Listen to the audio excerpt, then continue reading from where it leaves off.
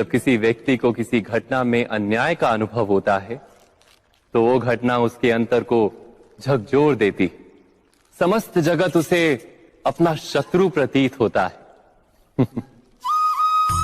अन्याय लगने वाली घटना जितनी बड़ी होती है, मनुष्य का हृदय भी उतना ही अधिक विरोध करता है। उस घटना के उत्तर में वो न्याय मांगता है, और ये योग्य भी है। वास्तव में समाज में किसी भी प्रकार का अन्याय व्यक्ति की आस्था और विश्वास का नाश है। किंतु ये न्याय क्या है? न्याय का अर्थ क्या है? अन्याय करने वाले को अपने कार्य पर पश्चाताप हो और अन्याय भुगतने वाले के मन में फिर से विश्वास जगे समाज के प्रति। इतना ही अर्थ है ना न्याय का। किंतु जिसके हृदय में धर्म नहीं होता, वो न्याय को छोड़कर बैर और प्रतिशोध को अपनाता है। हिंसा के बदले प्रतिहिंसा की भावना लेकर चलता है। स्वयं भोगी हुई पीड़ा से कहीं अधिक पीड़ा देने का प्रयत्न करता है, और इस मार्ग पर चलते अन्याय को भुगतने वाला स्वयं अन्याय करने लगता है। शीघ्र ही वो अपराधी बन जाता है। अर्थात न्याय और प्रतिशोध के बीच बहुत कम अंतर होता है, और इसी अंतर का नाम है धर्म। क्या ये सत्य नहीं? स्वयं विचार कीजिए। व्यक्ति को जब उसके अपराध का दंड मिलता है, तब कभी कभी उस न्याय को देखकर मन कचोटता है। प्रश्न उठता है हृदय में कि जब वो अपराध हुआ था तब व्यक्ति भिन्न था। उसके पश्चात उसने इतने पश्चाताप किए, स्वयं में इतना परिवर्तन किया, फिर उसे दंड क्यों मिले? पर जहां आघात होता है वहां प्रत्याघात भी होता है। जैसा कर्म वैसा फल। यदि किसी को प्रेम दोगे तो सुख प्राप्त होगा, यदि किसी की हत्या करोगे तो मृत्यु दंड मिलेगा। जैसा कार्य वैसा ही न्याय। तो फिर प्रायश्चित और पश्चाताप का कोई मूल्य नहीं है? अवश्य है मूल्य। प्रायश्चित और पश्चाताप मनुष्य की आत्मा को बलवान करता है। आने वाले दंड को स्वीकार करने के लिए मनुष्य को तैयार करता है। अर्थात बिना प्रायश्चित के दंड स्वीकार करने का कोई मूल्य है? स्वयं विचार कीजिए। मनुष्य के हृदय में भय का साम्राज्य रहता है सदा। कभी संपत्ति के नाश का भय, कभी अपमान का भय, कभी अपनों से छूट जाने का भय। इसीलिए भय का होना सबको स्वाभाविक ही लगता है। क्या कभी विचार किया है, जो स्थिति अथवा वस्तु भय को जन्म देती है, क्या वहीं से वास्तव में दुख आता है? नहीं, ऐसा तो कोई नियम नहीं। और सबका अनुभव तो ये बताता है कि भय धारण करने से भविष्य के दुख का निवारण नहीं होता। भय केवल आने वाले दुख की कल्पना मात्र ही है। वास्तविकता से इसका कोई संबंध नहीं है।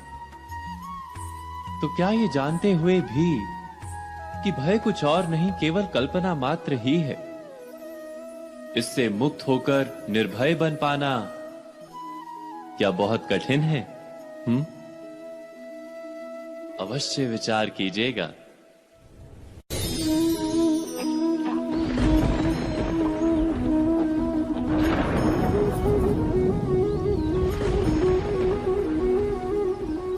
सपनों और पूर्वाभासों के आधार पर हम भविष्य के सुख दुख की कल्पना करते हैं। भविष्य के दुख का कारण दूर करने के लिए हम आज योजना बनाते हैं। किंतु कल के संकट को आज निर्मूल करने से हमें लाभ मिलता है या हानि पहुंचती है? ये प्रश्न हम कभी नहीं करते। सत्य तो ये है कि संकट और उसका निवारण साथ जनते हैं, व्यक्ति के लिए भी और सृष्टि के लिए भी। नहीं, आप अपने भूतकाल का स्मरण कीजिए, इतिहास को देखिए। आप तुरंत ही ये जान पाएंगे कि जब जब संकट आता है तब तब उसका निवारण करने वाली शक्ति भी जन्म लेती है। यही तो जगत का चलन है। वस्तुतः संकट ही शक्ति के जन्म का कारण है। प्रत्येक व्यक्ति जब संकट से निकलता है तो एक पद आगे बढ़ा होता है, अधिक चमकता है, आत्मविश्वास से अधिक भरा होता है, न केवल अपने लिए अपितु विश्व के लिए भी। क्या ये सत्य नहीं? वास्तव में संकट का जन्म है एक अवसर का जन्म, अपने आप को बदलने का, अपने विचारों को ऊंचाई पर करने का अवसर, अपनी आत्मा को बलवान और ज्ञान मंडित बनाने का अवसर। जो ये कर पाता है उसे कोई संकट नहीं होता, किंतु जो ये नहीं कर पाता वो तो स्वयं एक संकट है विश्व के लिए। विचार कीजिए।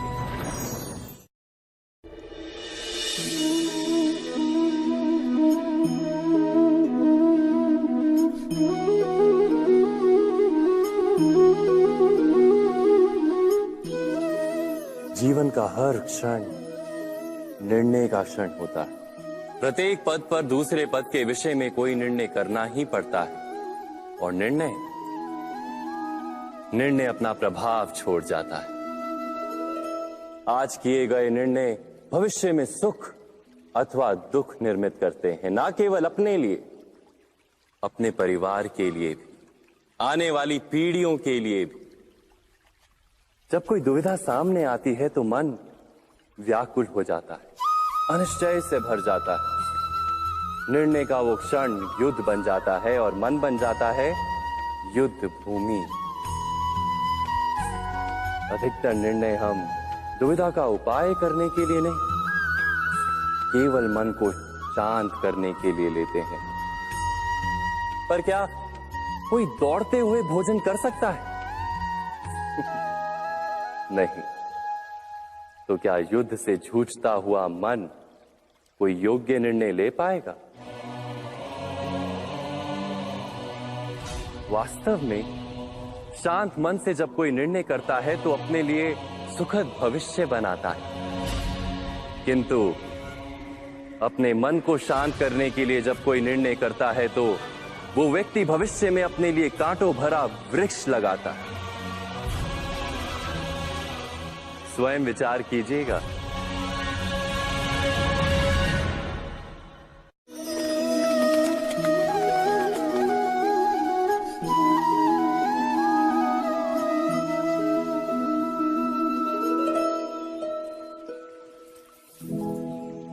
निर्णय के क्षण में हम सदा ही किसी अन्य के सुझाव, सूचना, मंत्रणा या परामर्श को आधार बनाते हैं, और हमारे भविष्य का आधार हमारे आज लिए गए निर्णय के ऊपर होता है। तो क्या हमारा भविष्य किसी अन्य के परामर्श, किसी अन्य के सुझाव का फल है? क्या हमारा संपूर्ण जीवन किसी अन्य की बुद्धि का परिणाम? क्या हमने कभी विचार किया है? सबका अनुभव है कि भिन्न भिन्न लोग एक ही स्थिति में भिन्न भिन्न परामर्श देते हैं। मंदिर में खड़ा भक्त कहता है कि दान करना चाहिए, और चोर कहता है यदि अवसर मिले तो इस मूर्ति के श्रृंगार चुरा। धर्म से भरा हृदय धर्ममय सुझाव देता है, और अधर्म से भरा हृदय अधर्म का परामर्श देता है। धर्म में सुझाव का स्वीकार ही मनुष्य को सुख की ओर ले जाता है, किंतु ऐसे परामर्श का स्वीकार करना तभी संभव होता है जब हृदय में धर्म हो। अर्थात किसी का सुझाव अथवा परामर्श स्वीकार करने से पूर्व स्वयं अपने हृदय में धर्म को स्थापित करना क्या आवश्यक नहीं? स्वयं विचार कीजिए।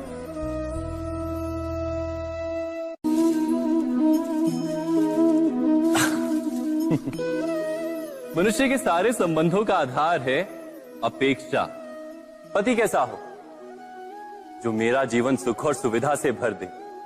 पत्नी कैसी हो जो सदैव मेरे प्रति समर्पित रहे। संतान कैसी हो जो मेरी सेवा करे, मेरा आदेश माने।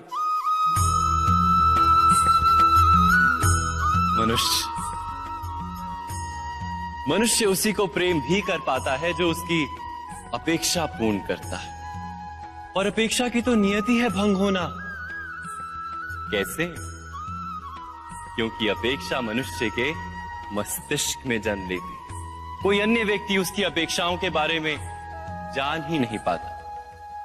पूर्ण करने की प्रामाणिक इच्छा हो तब भी कोई मनुष्य किसी की अपेक्षाओं को पूर्ण नहीं कर पाता।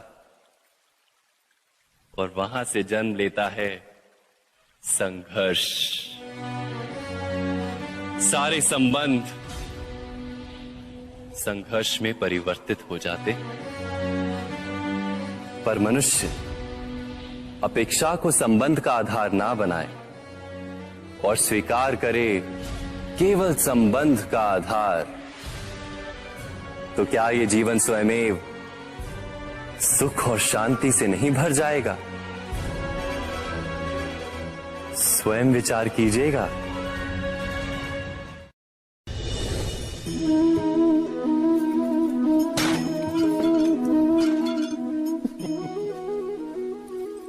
कभी कभी कोई घटना मनुष्य के जीवन की सारी योजनाओं को तोड़ देती और मनुष्य उस आघात को अपने जीवन का केंद्र मान लेता।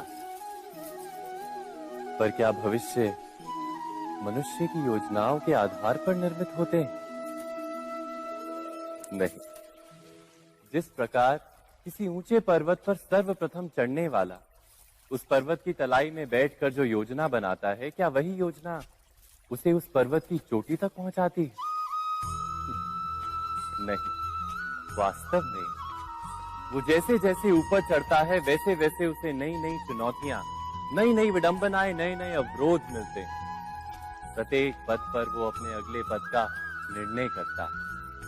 प्रत्येक पद पर उसे अपनी योजनाओं को बदलना पड़ता है। कहीं पुरानी योजना उसे खाई में ना ढकेल दे।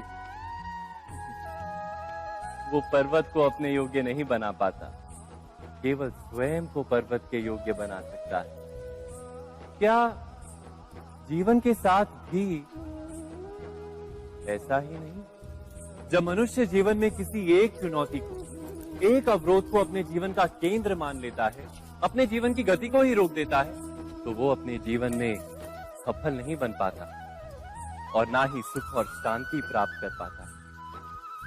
अर्थात जीवन को अपने योग्य बनाने के बदले स्वयं अपने को जीवन के योग्य बनाना ही सफलता और सुख का एकमात्र मार्ग नहीं। स्वयं विचार कीजिए।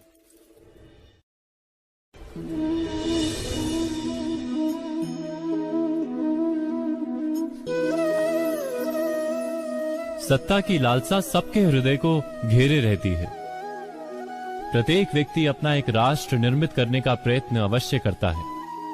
फिर वो राष्ट्र कुरु राष्ट्र की भांति बहुत बड़ा हो या फिर अपने परिवार तक सीमित हो, वो सत्ता प्राप्त करने का प्रयास अवश्य करता है। किंतु सत्ता का वास्तविक रूप क्या है? क्या हमने कभी विचार किया है?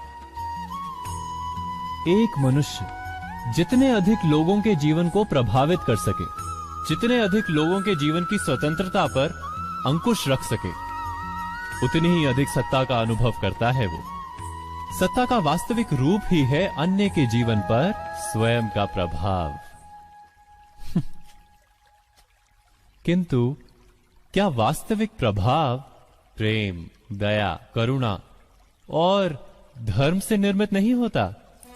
जब भी मनुष्य कठोरता और अधर्म से सत्ता प्राप्त करने का प्रयत्न करता है, तब वो दूसरों के हृदय में विरोध अथवा विद्रोह को जन्म देता है। और परिणाम कुछ इस प्रकार। हाँ, कुछ समय के लिए वो स्वयं को प्रभावी और शक्तिशाली अवश्य पाता है, किंतु वो वास्तविक सत्ता नहीं।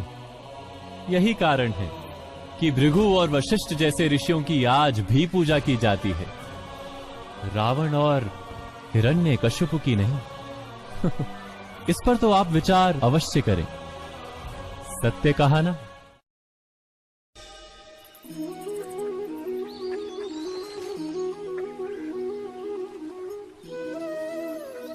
समय के आरंभ से ही मनुष्य को एक प्रश्न सदा पीड़ा देता है कि वो अपने संबंधों में अधिकतम सुख और कम से कम दुख किस प्रकार प्राप्त कर सकता है। क्या आपके सारे संबंधों ने आपको संपूर्ण संतोष दिया है? विचार कीजिए।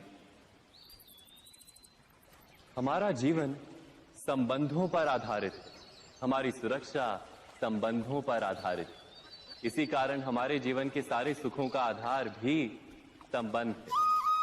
किंतु फिर भी हमें संबंधों में ही अधिकतर दुख क्यों प्राप्त होते हैं?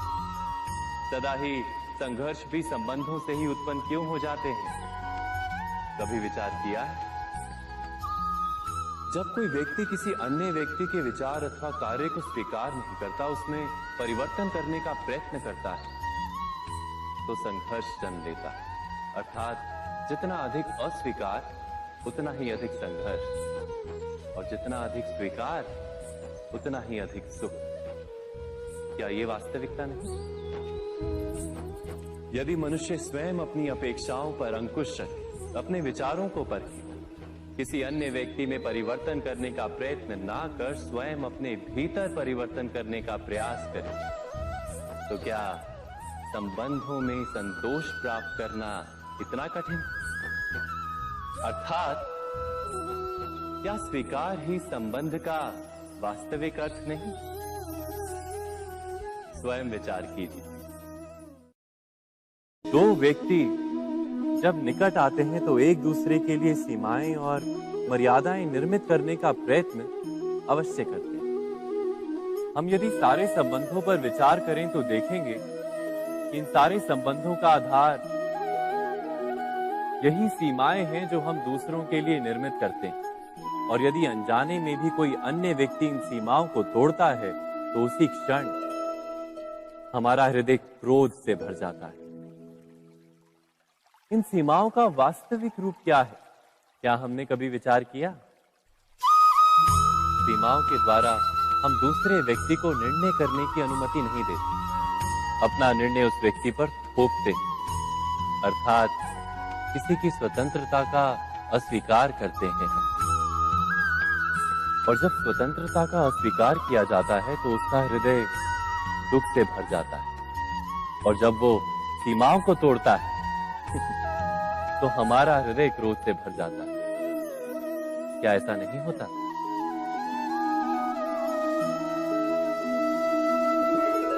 पर यदि एक दूसरे की स्वतंत्रता का सम्मान किया जाए तो किसी मर्यादाओं या सीमाओं की आवश्यकता ही नहीं होती। अर्थात जिस प्रकार स्वीकार किसी संबंध का देह है, क्या वैसे ही स्वतंत्रता किसी संबंध की आत्मा नहीं? स्वयं विचार कीजिए।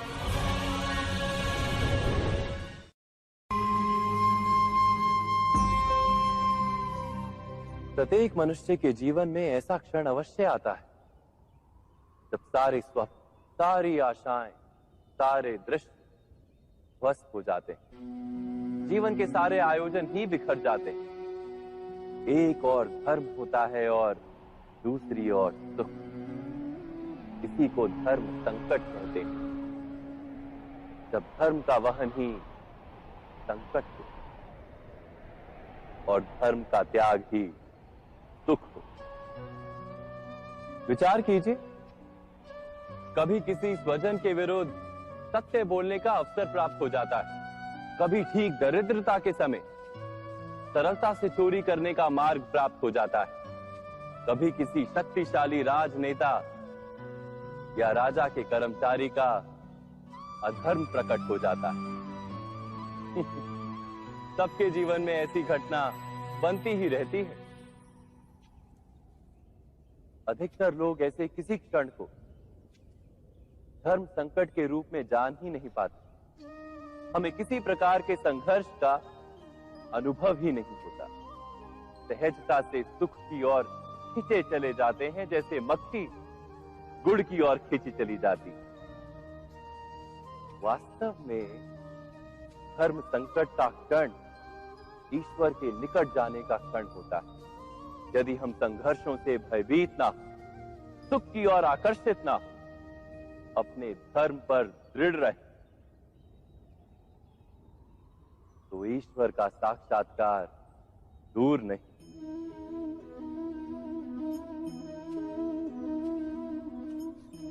पवन से युद्ध करने वाला पत्ता यदि पेड़ से गिरता है तो भी आकाश की ओर उठता है। पवन से झुकने वाली घास वहीं भूमि पर रह जाती है। अर्थात धर्म संकट से यदि हम संकट को ही टाल दें तो सुख तो मिलता है, जीवन बढ़ता है, किंतु क्या चरित्र नहीं टूटता? क्या आत्मा दरिद्र नहीं हो जाती? क्या ईश्वर से अंतर नहीं हो जाता? स्वयं विचार कीजिए। जब भी किसी की आशा और इच्छा भंग होती है तो उसका हृदय क्रोध से भर जाता है।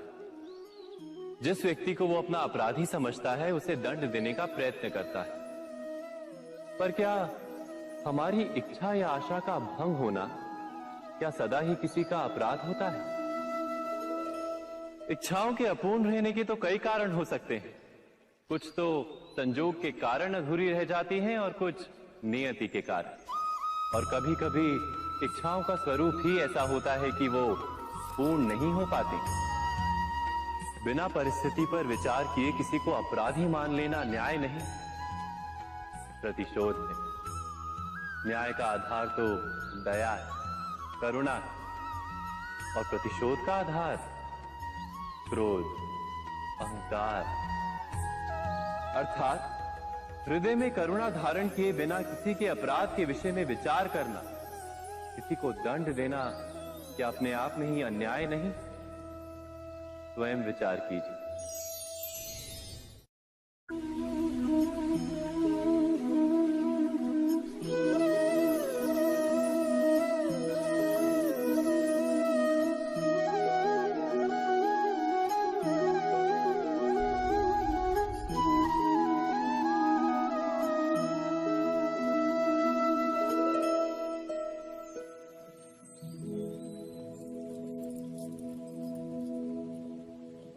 भविष्य के आधार पर सब आज का निर्णय लेना चाहते हैं। भविष्य में सुख मिले, भविष्य सुरक्षित हो, ऐसे निर्णय आज लेने का प्रयत्न रहता है सबका। आप अपने जीवन को देखिए, क्या आपके अधिकतर निर्णय के पीछे भविष्य का विचार नहीं होता? और हो भी क्यों ना, अपने जीवन को सरल और सुखमय बनाने का प्रयत्न करने का अधिकार सबका है। पर भविष्य तो कोई नहीं जानता, केवल कल्पना ही की जा सकती है। तो जीवन के सारे महत्वपूर्ण निर्णय कल्पनाओं के आधार पर ही करते हैं हम। क्या निर्णय करने का कोई तीसरा मार्ग हो सकता है? विचार कीजिए। सारे सुखों का आधार धर्म है और वो धर्म मनुष्य के हृदय में बसता है। तो प्रत्येक निर्णय से पूर्व स्वयं अपने हृदय से ये प्रश्न अवश्य पूछ लेना कि ये निर्णय स्वार्थ से जन्मा है या धर्म से। क्या इतना पर्याप्त नहीं? भविष्य के बदले धर्म का विचार करने से क्या भविष्य अधिक सुखपूर्ण नहीं होगा? स्वयं विचार कीजिए।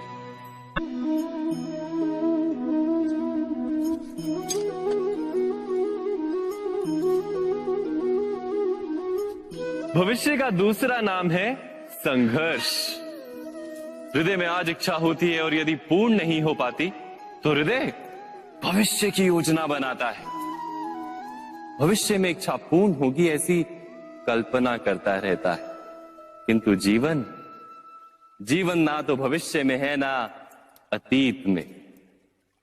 जीवन तो इस क्षण का नाम, अर्थात इस क्षण का अनुभव ही जीवन का अनुभव।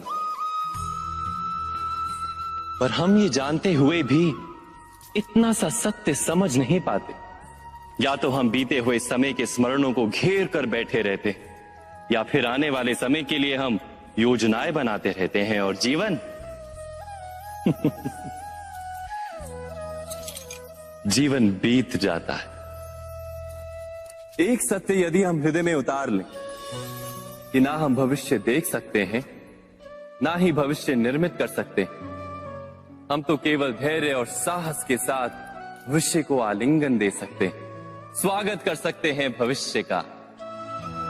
तो क्या जीवन का हर पल जीवन से नहीं भर जाएगा? स्वयं विचार कीजिए।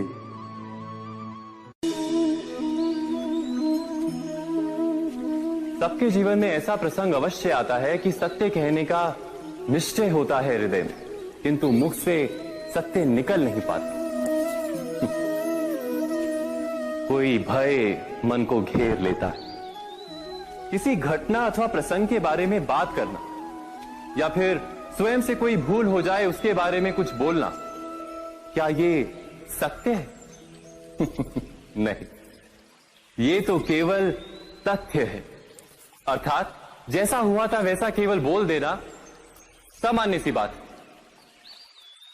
किंतु कभी कभी उस तथ्य को बोलते हुए भी भय लगता है। कदाचित किसी दूसरे की भावनाओं का विचार आता है मन, दूसरे को दुख होगा ये भय भी शब्दों को रोकता है। तो ये सत्य क्या है? क्या हमने कभी विचार किया है? जब भय रहते हुए भी कोई तथ्य बोलता है तो वो सत्य कहलाता है। वास्तव में सत्य कुछ और नहीं, केवल निर्भयता का दूसरा नाम है। और निर्भय होने का कोई समय नहीं होता, क्योंकि निर्भयता आत्मा का स्वभाव है। अर्थात क्या प्रत्येक क्षण सत्य बोलने का क्षण नहीं होता?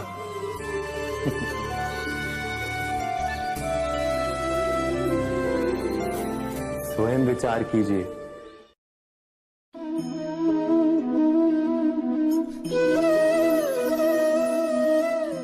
परंपरा में धर्म बसता है और परंपराएं ही धर्म को संभालने का कार्य करती हैं, ये सत्य है।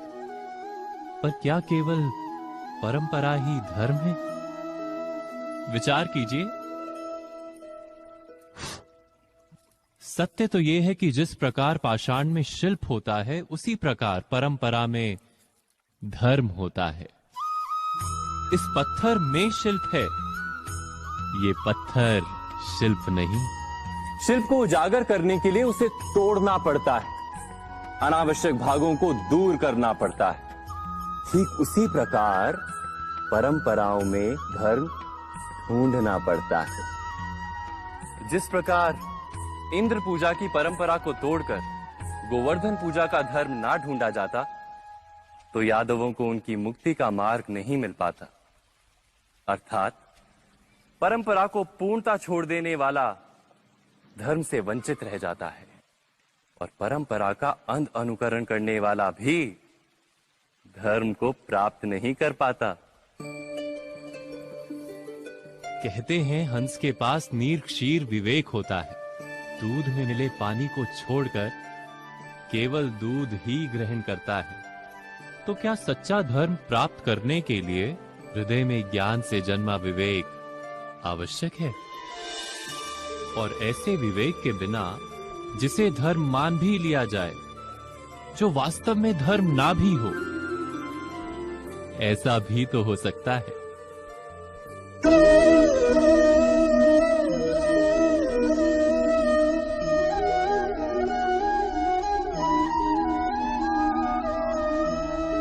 महाभारत का ये युद्ध, महाभारत की ये कथा अनेक सत्यों को प्रस्थापित करती है। महानतम सत्य ये कि अलगपन और भिन्नता ही अधर्म का मूल है और एकात्मता ही धर्म का आधार। कैसे? स्वयं विचार कीजिए। मनुष्य का हृदय सुख की आशाओं से, सत्ता और संपत्ति की इच्छाओं से घिरा रहता है सदा। किंतु सामान्य रूप से मनुष्य अपने माता पिता, संतानों, भाई बहन या पत्नी के साथ उचित व्यवहार ही करता है, कोई अन्याय नहीं करता। वो सुख और संपत्ति को समान भागों में बांटकर भोगता है, क्योंकि वो ये जानता है कि उसके सुख का आधार है उसका परिवार, उसके सुख का कारण है उसका परिवार। मनुष्य ये भी जानता है कि उसका सुख समाज से आता है, किंतु वो समाज के साथ अन्याय कर लेता है, समाज का शोषण कर लेता है,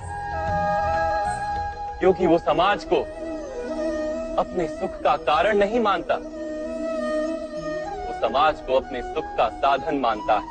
भेद है तो कारण और साधन में। मनुष्य को जब ये बोध हो जाता है कि सारा संसार परमात्मा का ही रूप है, प्रत्येक जीव परमात्मा का ही अंश है, अर्थात कोई पराया नहीं, सब अपने, ये सारा संसार अपना ही है, अपना ही परिवार है, तो क्रोध का कोई कारण ही नहीं रह जाता। सारे संघर्ष, सारा वैर, सारा प्रतिशोध नष्ट हो जाता है। अंतर में परमात्मा और संसार में एकात्मता, यही धर्म का मूल सिद्धांत है। महाभारत की ये यात्रा क्रोध से बोध की यात्रा है, भिन्नता से एकात्मता की यात्रा है। भूमि पर वास करने वाली प्रजा जब तक इस महाभारत की कथा को अपने स्मरणों में जीवित रखेगी, तब तक ऐसा विध्वंस पुनः नहीं होगा।